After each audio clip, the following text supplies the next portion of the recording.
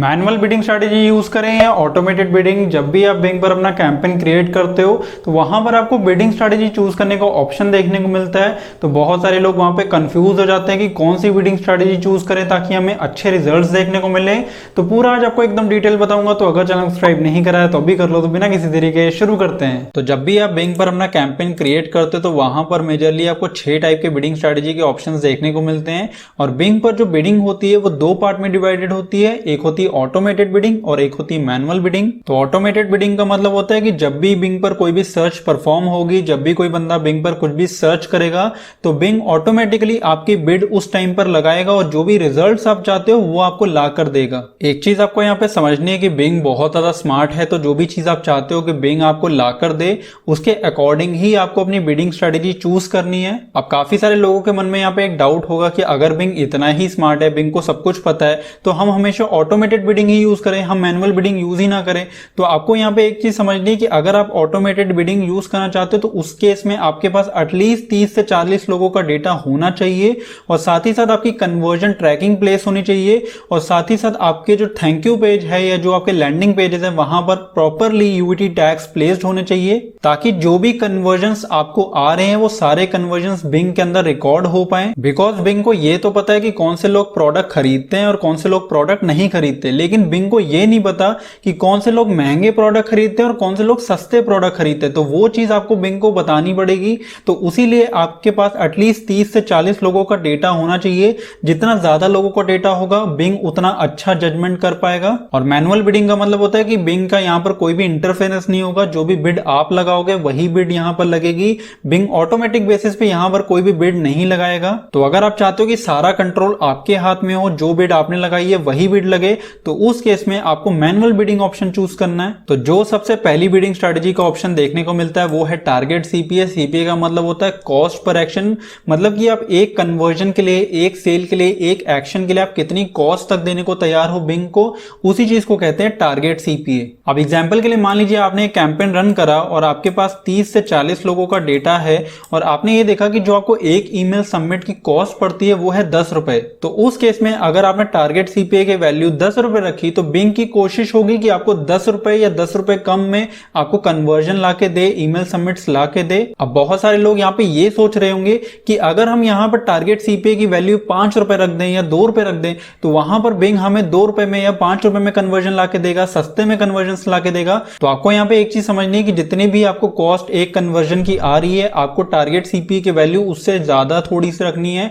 मान लीजिए कि आपको एक ईमेल सबमिट की कॉस्ट 10 रुपए आ रही है, तो जो आपको टारगेट सीपीए है वो या तो आपको 15 रुपए रखना है या आपको 20 रुपए रखना है। अगर आप बहुत ज्यादा कम टारगेट सीपीए रखोगे तो उस केस में आपको बिल्कुल भी ट्रैफिक या कन्वर्जन्स नहीं आएंगे। जो सेकंड बिडिंग स्ट्रेटजी है वो है मैक्सिमाइज क्लिक्स। जैसे कि नाम से ही पता चल रहा है, यहां पर बिंग की कोशिश होगी कि जितना भी डेली का बजट आपने लगाया है वो सारा बजट स्पेंड कर दे और ज्यादा से ज्यादा आपको क्लिक्स ला के दे। मान लीजिए आपने 500 रुपए डेली बजट लगाया तो बिंग 500 रुपए यहाँ पे पूरा स्पेंड कर देगा जल्दी से जल्दी और आपको ज्यादा से ज्यादा क्लिक्स ला के देगा उस 500 रुपए में। हो सकता है आपको कन्वर्जन्स आए या ना आए उस चीज की गारंटी नहीं है, लेकिन आपको क्लिक्स ज्यादा आएंगे बिकॉज बिंग को पता है कि कौन से लोग क्लिक करते हैं ऐड पे और कौन से लोग नहीं करते। तो उस केस में बिंग आपकी ऐड उन्हीं लोगों को दिखाएगा जो लोग आपकी ऐड को देखेंगे और देखने के बाद क्लिक करके आपके ब्लॉग पर या आपके लैंडिंग पेज पर आएंगे। तो अगर मान लीजिए आप कोई ब्लॉग रन करते हो और आप चाहते हो कि आपके ब्लॉग पर ज्यादा से ज्यादा लोग आके आपके ब्लॉग को पढ़ें, तो उस केस में आपको मैक्सिमाइज क्लिक्स बिडिंग स्ट्रेटेजी का ऑप्शन चूज करना चाहिए। जो थर्ड बिडिंग स्ट्रेटेजी है वो है मैक्सिमाइज कन्वर्जन।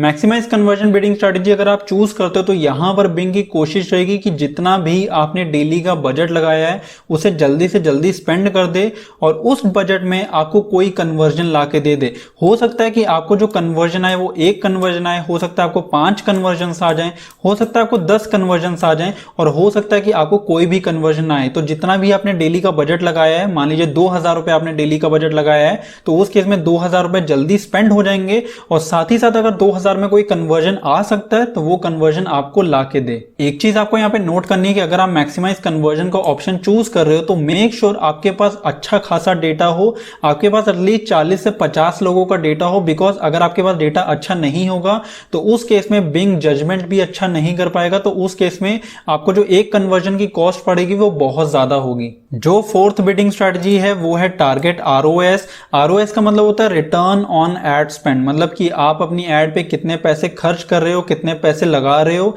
और वापस आपको कितने पैसे आए, कितने पैसे की कन्वर्जन आए। तो इसी चीज को कहते हैं रिटर्न ऑन एड स्पेंड। मान लीजिए आप चाहते हो कि जब भी आप 200 रुपए खर्च करो अपनी एड के ऊपर तो आपको 1000 रुपए वापस आ जाए, 1000 की कन्वर्जन वापस आ जाए। तो इसी चीज को कहते हैं टारगेट आरओएस। जैसे कि आप यहाँ पे देख सकते हो, अगर यहाँ पर बिडिंग स्ट्रेटजी के अंदर आपने यहाँ पर टारगेट आरओएस का ऑप्शन चूज करा तो यहाँ पे देखिए आपको देखने को मिल रहा है माय टारगेट आरओएस और यहाँ पे आपको परसेंटेज के अंदर एंटर करना है। तो अगर आप चाहते हो कि आप जितने भी पैसे स्पेंड कर रहे हो उससे 50% आपको ज्यादा मिले तो यहाँ पे आपको 50% एंटर कर देना है। और अगर आप चाहते हो कि आप जितने भी पैसे स्पेंड कर रहे हो आपको उसका 80% ज्यादा मिले, 80% की कन्वर्जन आपको ज्यादा मिले, तो उस केस में आपको 80% यहाँ पर एंटर करना है। जैसे कि मैंने आपको शुरुआत में भी बताया था, अगर आप ये सारे बिडिंग स्ट्रेटजीज चूज कर रहे हो तो मेक श्योर आपके पास अच्छा खासा अमाउंट ऑफ डेटा हो, तभी आपको अच्छे रिजल्ट्स देखने को मिलेंगे। अगर मान लीजिए आपके पास बिल्कुल भी डेटा नहीं है और फिर भी आप ऑटोमेटेड बिडिंग यूज कर रहे हो तो वहां पर उसका कोई भी फायदा नहीं होगा, उल्टा आपको वहां पे लॉस होना शुरू हो जाएगा। जो फिफ्थ बिडिंग स्ट्रेटजी है और सबसे अच्छी बिडिंग स्ट्रेटजी है जो पर्सनली मैं भी यूज करता हूं वो है मैनुअल बिडिंग स्ट्रेटजी। इस स्ट्रेटजी के अंदर आपको कोई भी लोगों का डेटा होना जरूरी नहीं है। अगर आपके पास कोई भी डेटा नहीं भी है तब भी आप इस स्ट्रेटजी को यूज करते हो, यहां पर बिंग का कोई भी इंटरफेरेंस नहीं होगा। ये मैनुअल बिडिंग स्ट्रेटजी के अंदर आता है। यहां पे जितनी भी बिड आप लगाओगे वो बिड लगी रहेगी, उसके बेसिस पे ही आपको रिजल्ट्स मिलेंगे। ऐसा नहीं है कि बिड आपकी ऊपर नीचे होगी, जितनी भी बिड आपने लगाई है वही बिड हमेशा वहां पे लगी रहेगी। तो अगर आप सीपी ऑफर्स को प्रमोट कर रहे हो, अफिलिएट ऑफर्स को प्रमोट कर रहे हो जहां पे आपको फिक्स्ड अमाउंट ऑफ पे आउट रिटर्न में आता है तो उस केस में मैनुअल बिडिंग स्ट्रेटजी सबसे अच्छी स्ट्रेटजी होती है। जो सिक्स्थ और सबसे लास्ट बिडिंग स्ट्रेटजी है वो है एनहांस सीपीसी। एनहांस सीपीसी भी मैनुअल बिडिंग स्ट्रेटजी के अंदर आता है।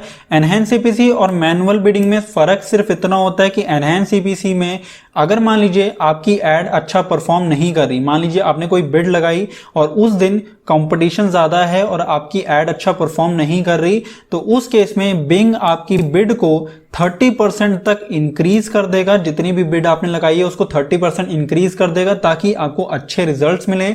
और अगर मान लीजिए जिस दिन कंपटीशन ज्यादा नहीं है उस दिन आपकी एड अगर अच्छा परफॉर्म कर रही है तो जितनी भी आपने बिड लगाई है उसको बिंग 30% डिक्रीज भी कर देगा। तो अगर मान लीजिए जिस दिन कंपटीशन ज्यादा है आपकी बिड ऑटोमेटिकली 30% बढ़ जाएगी जितनी भी आपने प्लेस करी है, और जिस दिन कंपटीशन कम है, जिस दिन ट्रैफिक ज्यादा आ रहा है उस दिन भी आपकी बिड को 30% तक कम कर देगा ताकि आप कम पैसे खर्च करो और आपको ज्यादा ट्रैफिक आए। तो आई होप आपको ये वीडियो पसंद आई होगी। तो वीडियो पसंद आई तो वीडियो को लाइक कर देना, और यार अगर नहीं पसंद आई तो डिसलाइक भी कर देना। और अगर आप चाहो तो फेसबुक, लिंक्डइन और इंस्टाग्राम पर भी फॉलो कर सकते हो। तो बाय बाय, टेक केयर।